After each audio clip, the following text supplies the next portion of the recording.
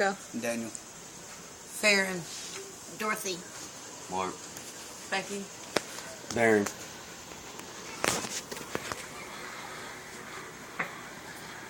No parent wants to imagine losing their child, so why not take the extra step to prevent that by properly restraining your children when in a motor vehicle? Children are much more likely to get injured in a motor vehicle accident if they are not restrained or not restrained properly. Car crashes is one of the leading causes of death for children. Not all parents are aware of the correct guidelines on how to restrain their children and when seats are appropriate to be switched out. With that said, I would like to take a few minutes of your time to persuade you to pay attention to how your child is restrained in your vehicle at all times. When a child is involved in a motor vehicle accident, all types of injuries can occur.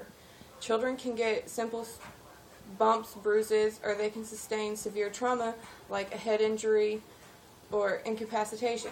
Head injuries are the most common in children 1 year and younger. The National Highway Traffic Safety Administration says cerebrum injuries, which are contusions and lacerations, were the most common type of injury among all children included in our analysis.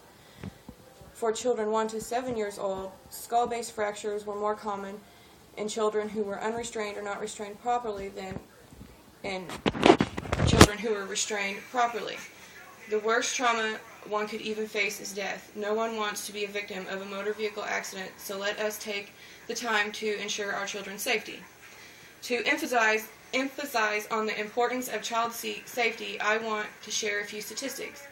Fatality statistics from kids in cars show that 10% of motor vehicle accidents actually happen while the car is in motion. The National Highway and Traffic Safety Administration says car crashes are the #1 killer in children 1 to 12 years old in the United States.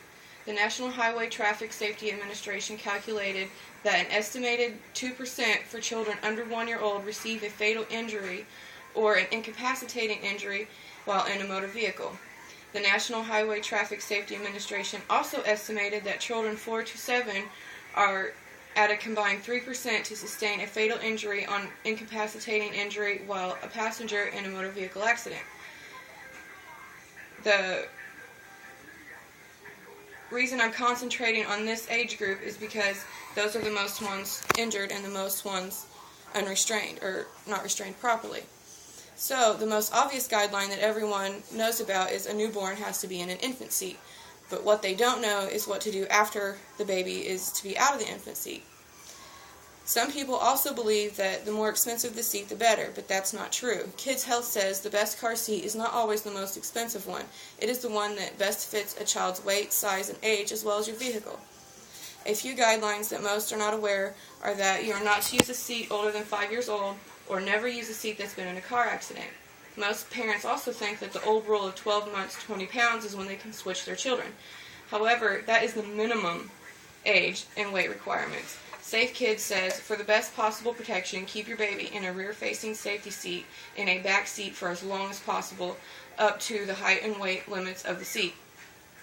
As for children 4 to 7 years old, they are to be in a booster seat in the back seat. Back in the old days, it wasn't required to be in a car seat or even be buckled in a seatbelt, but now it's a law that children have to be properly restrained. With all the new laws in effect, a parent should be aware of the guidelines on how to properly restrain their child while in a vehicle.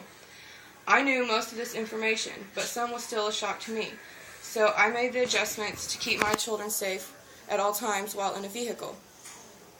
I hope with information that I shared with you today, I could at least persuade one of you to check the guidelines on your child's safety seat and to make sure that your child is restrained in the safest way possible.